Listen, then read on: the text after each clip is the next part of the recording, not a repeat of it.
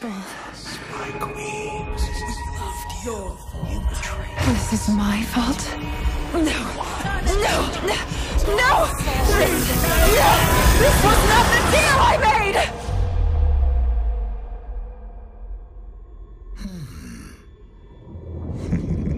Deal? I like deal. Who are you? Show yourself! At once!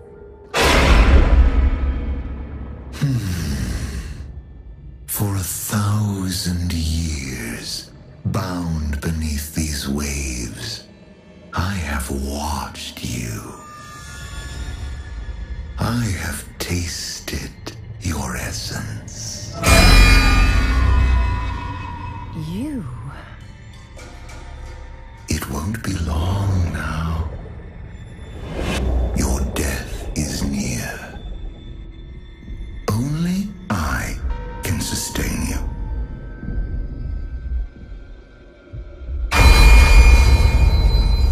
Let go. Serve me. You? You are nothing. Nothing. I am a god! Before you walked this land, I ruled.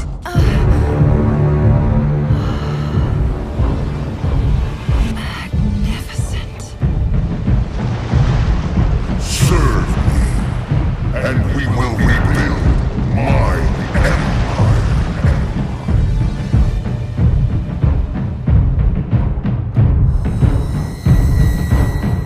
No. No! You dare! You will die! A queen! Not a slave. You've watched me for 1,000 years, so you know what I want. Take my people. With them, I will raise an army, conquer your enemies, build an empire as queen. Or let me die, and you will remain here, a prisoner, the god of nothing.